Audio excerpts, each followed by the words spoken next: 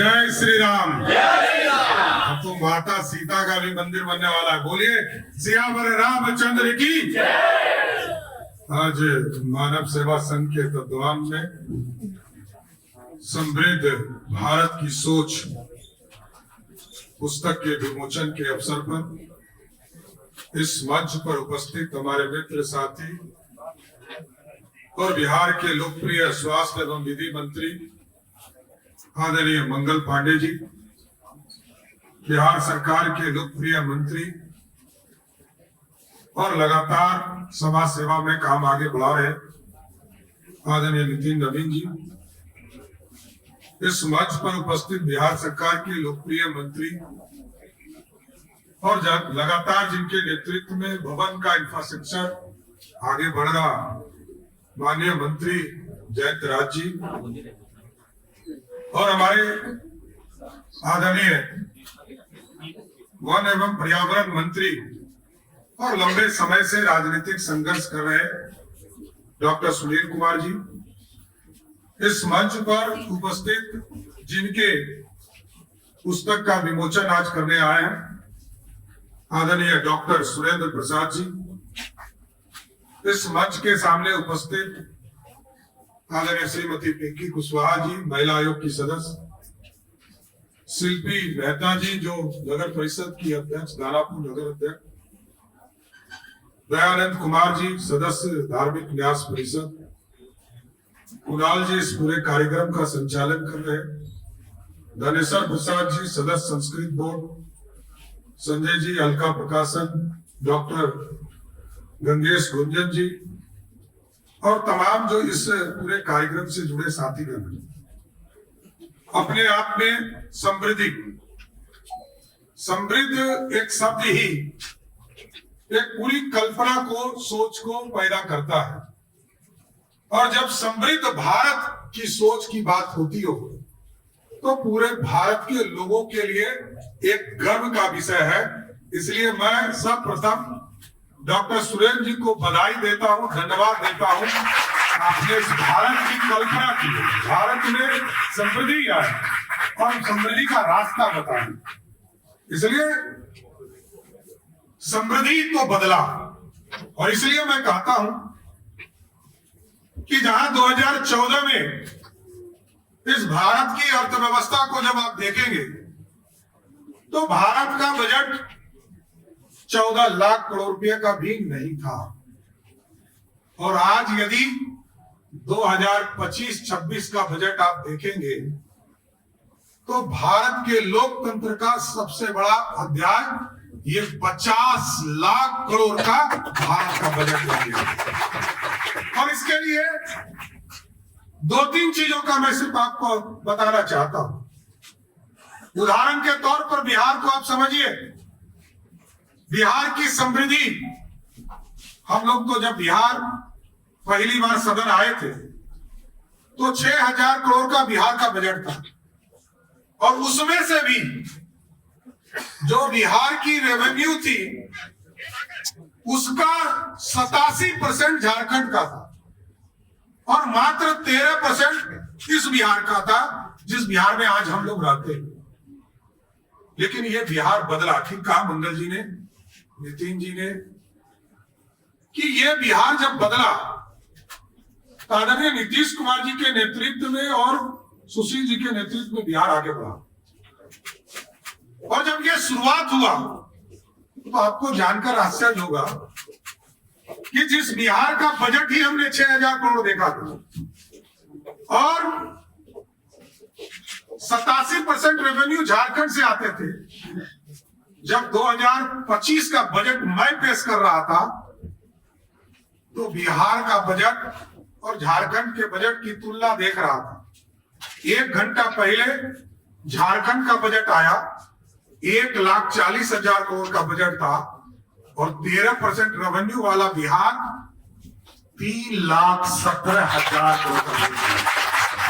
ये बदलता हुआ बिहार है और इसके 2 कारण है, 2 कमजोरी थी बिहार की। एक, पानी,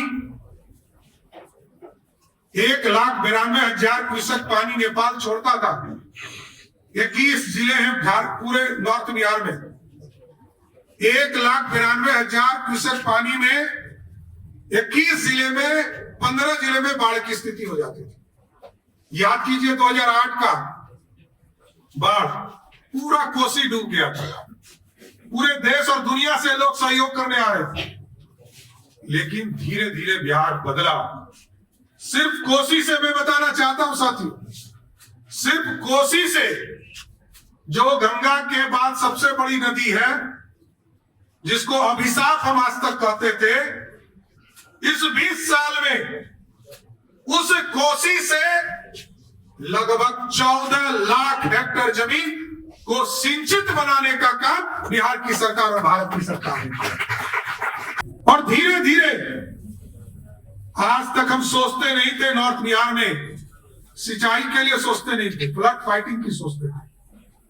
उत्तर बिहार में सिर्फ फ्लड फाइटिंग होता था, लेकिन आज आदरणीय प्रधानमंत्री जी नरेंद्र मोदी जी के नेतृत्व में और बिहार के मुख्यमंत्री नीतीश कुमार जी के नेतृत्व में ऐसा समय आया कि 2024 का बजट हो, आप देखिए लगभग 65,000 करोड़ रुपया सिर्फ फ्लड फाइटिंग के लिए नहीं, सिंचाई की परियोजना को बिहार में स्थापित करने के लिए, वो भी नॉर्थ बिहार।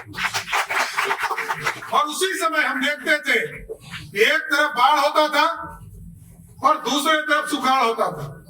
गया जी में सुखाड़, बांका में सुखाड़, जमुई में सुखाड़, नालंदा में सुखाड़, उसका भी अध्ययन कराया गया। जब पानी बहुत एक्सीड कर जाए, जैसे अभी बाढ़ का समय है, हमारे गंगा में पानी खतरे के निशान से ऊपर चल रहा है, तो हम लोगों ने तय किया कि इस समय जब गंगा में अधिक पानी होगा, उस समय हम पानी को गया जी ले जाएंगे, हलमना डैम बांका ले जाएंगे, मुंगेर जिले में खड़गपुर झील ले जाएंगे, राजगीर ले जाएंगे, और उसी समय नवादा पानी ले जाएंगे और पानी को स्टोर करेंगे। और सिर्फ स्टोर करने का काम नहीं करेंगे, इससे इसको मल्टीपल यूज करके, अभी हम लोगों ने रिन्यूएबल एनर्जी में, क्योंकि प्रधानमंत्री जी का पूरी कल्पना है ये जो बिहार है या देश है, इसको रिन्यूएबल एनर्जी पर खड़ा करना है। कहीं सोलर युक्त बनाना है, कहीं पावर स्टोरेज सिस्टम बनाना है। आज ही हम लोगों ने बिहार की कैबिनेट से, क्योंकि उसका भी बहुत चिंता है, हम लोग को बिजली पर भी बहुत चिंता है, क्योंकि आप 1,87,00,000 परिवार है पूरे बिहार में, जो जिनको हम डोमेस्टिक तौर पर कंज्यूमर बनाए हुए। 125 यूनिट तो मुख्यमंत्री जी ने 100% सब्सिडी हमारी बहनों को दिया, हमारे बिहार के लोगों को दिया। लेकिन हम लोगों का की कल्पना है कि आगे के दिनों में 1,87,00,000 परिवार को भारत सरकार 3 किलोवाट तक सब्सिडी देती है, लगभग 78,000 रुपया। लेकिन हम बिहार के लोगों को 1.1 किलोवाट सभी परिवार को, जो परिवार लगाना चाहेगा, उसको 100% सब्सिडी देकर हम उनके घरों पर सोलर युक्त करेंगे। और हम लोग जब प्रधानमंत्री जी से मिलते थे तो वो कहते थे कि बिहार में सोलर युक्त क्यों नहीं हो रहा, पीएम सूर्य घर योजना को आगे करो। तो हम लोग को कहना पड़ता था कि नीतीश कुमार जी ने बिहार में 80% सब्सिडी बिजली बिल में पहले से दे के रखा, और अब तो 125% और 125 यूनिट कर दिया। तो हम लोगों ने इसकी कल्पना की है कि आगे के दिनों में लगभग 10,000 मेगावाट बिहार में आज जितने यूज होते हैं, वो लगभग 9,000 मेगावाट बिजली यूज होते हैं। और 9,000 मेगावाट यूज होते हैं, उसमें से ये जो पीक टाइम है 4 बजे से लेकर 9 बजे रात तक, इस समय हम बिजली खरीदते हैं 11 रुपये में। 11 रुपये में 1 यूनिट। आप सोचिए हम कितना सब्सिडी देते हैं बिहार के लोग। लगभग 21,000 करोड़ रुपया हम सिर्फ बिजली में सब्सिडी देने का काम करते हैं साथियों। तो इस पूरे संरचना को एक तरह से साइकिल बनाने का काम करना। और अभी पावर स्टोरेज की एक पॉलिसी हम लोगों ने लाया, पंप स्टोरेज का पूरा एक सिस्टम रहेगा। दिन के सूर्य के उजाले में, जिस तरह मैंने कहा गंगा से पानी राजगीर जाएगा, नवादा जाएगा, बांका जाएगा, उस पानी को हाईएस्ट लेवल पर ले जाने का काम करेगा, वहां स्टोरेज करेगा, और जब पीक टाइम होगा 4 बजे से लेकर 9 बजे रात तक उस पानी को नीचे लाएगा और उससे बिजली उत्पादन करने का काम करेगा, जिससे कि सस्ता बिजली मिलेगा। एक तो हमारी सबसे बड़ी कमजोरी रही है पानी, जिसका वाटर मैनेजमेंट लगातार हम लोग ठीक कर रहे हैं, और दूसरा कमजोरी रहा है हमारी आबादी। जिस तरह झारखंड जब बटा तो 87% रेवेन्यू उधर चला गया, उसी तरह जमीन लगभग 19 और 20 का फर्क है बिहार और झारखंड में, लेकिन आबादी हमारे यहां जितना है उसके 3 गुना अधिक, 3 गुना कम आबादी झारखंड में है और 3 गुना अधिक आबादी बिहार में है।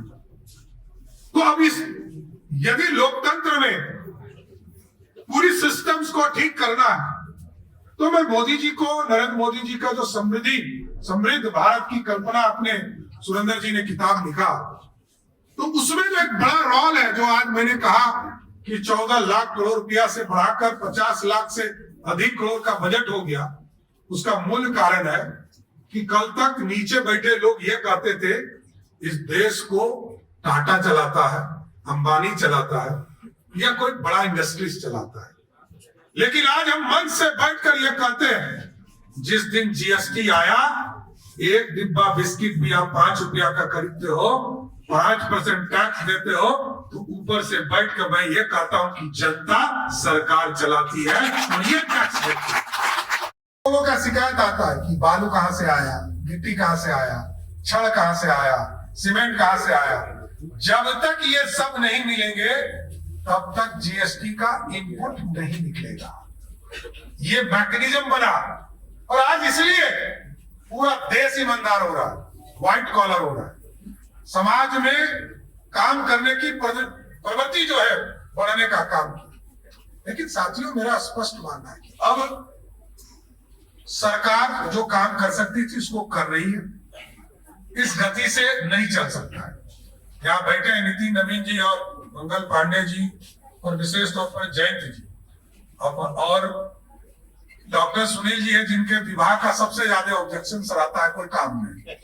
वैसे ही बेचारे सबसे ज्यादा पॉजिटिव आदमी है कि पर्यावरण या फॉरेस्ट क्लियरेंस, रोड बनाना है तो इनके यहाँ पहुंचना है, मकान बनाना है तो इनके यहाँ पहुंचना है, बिल्डिंग बनाना है इनके यहाँ पहुंचना है, कहीं सिडू देहात में हॉस्पिटल बनाना है तो भी इनसे एनओसी लेना है। लेकिन अब पॉजिटिव सोच के साथ हम आगे बढ़ रहे हैं, और मैं 2 उदाहरण देता हूं साथियों, क्योंकि अब पीपीपी मोड का दौर आ गया। समृद्धि तभी आएगा जब बाहर के पैसे को बिहार में उपयोग करेंगे। अभी मैं 2 सड़क, एक सड़क का नाम लूंगा, मैरिन ड्राइव, याद कीजिए 2013 में आदरणीय नीतीश कुमार जी ने इसका शिलान्यास किया, बना कब? 2025 में। कितने साल लगे? 12 साल। क्यों लगा? क्योंकि बिहार की आमदनी कम थी, हमने धीरे धीरे पैसा दिया। अभी नितिन नवीन जी 3 बड़े सड़क बना रहे हैं, पटना के दीघा से कोइलवर, मुंगेर के सफियाबाद से घोरघट, और तीसरा घोरघट से लेकर भागलपुर के सबौर तक। ये 3 सड़कों को ये बनाएंगे, और कॉस्टिंग होगा 17,000 करोड़ रुपया, और हम पैसा देंगे उसमें मात्र 4 से 5,000 करोड़ रुपया, और प्राइवेट पार्टी लगभग लगाएगी 12,000 करोड़। और गति से पैसा तो हम उसको बाद में भी देंगे जब टोल टैक्स के माध्यम से पैसे सुले जाए, लेकिन जो काम 13 वर्षों में होना था, यदि हमने पीपीपी मोड पर उस काम को डाला, तो हम आपको स्वस्थ करते हैं कि ये तीनों सड़क आपको 3 साल में बनकर एक नया एक्सप्रेस मिलेगा। और उसी तरह याद कीजिए 2014 में मैंने ही बिहार में पटना में मेट्रो रेल की परियोजना का डीपीआर फाइनल किया, और 14,462 करोड़ का एक पूरा प्लान बनाकर आपको बैरिया से लेकर दानापुर तक पूरे इस इलाके को, जो पूरा डेंसेस्ट पॉपुलेशन है हमारा, चाहे वो पटना यूनिवर्सिटी का इलाका हो या बेली रोड हो, इसको जोड़ा और लगभग 14,462 करोड़ का बजट था। अभी आज के तारीख में 28,000 करोड़ पार कर चुका। आदरणीय प्रधानमंत्री जी आ रहे हैं, अभी सितंबर माह में उसका उद्घाटन भी करेंगे और इसको पूरा होते होते ये 32,000 करोड़ चला जाएगा। लेकिन यदि हमने इसको 2014-15 में किया होता और पीपीपी मोड पे गया होता तो 2018-20 तक पटना में मेट्रो रेल चलता हुआ दिखता। इसलिए इस पूरी व्यवस्था को मैंने बदला। अभी जब मधुल हक स्टेडियम के लिए मंगल जी ने पूरा डीपीआर बनवाया था तो लगभग 700 करोड़ का आ रहा था। और अभी राजगीर हम गए थे तो पूरा यूनिवर्सिटी आदरणीय मुख्यमंत्री जी ने बनाया, खेल स्टेडियम बनाया, पूरा इंफ्रास्ट्रक्चर दिया। तो यहाँ बैठे हैं जयंत जी, यही पूरा काम को देख रहे हैं, 1100 करोड़। तो इस बार मैंने उस पूरे पॉलिसी को बदला और मैंने कहा कि मधुल हक स्टेडियम में बिहार सरकार सिर्फ जमीन देगी, क्योंकि क्रिकेट खिलाना काम सरकार का नहीं हो, बीसीसीआई का है। और 100% यदि 700 करोड़ रुपया लेना है तो हम बीसीसीआई से लेंगे और वहां हम स्टेडियम बनाने का काम। इसलिए पूरी सोच बदली है। ये देश तभी बढ़ सकता है जब हम प्राइवेट पार्टी को पूरी तरह इन्वॉल्व करें, और समृद्धि इसलिए तभी दिखेगा कि हम डेली अफेयर्स में हम सभी लोगों को जोड़े। आदरणीय मंगल जी लगातार आके बैठते थे मेरे पास कितने बार, हमारे सेक्रेटरी पे गुस्सा भी है, पीएचआई को नहीं कीजिएगा तो नहीं आएंगे।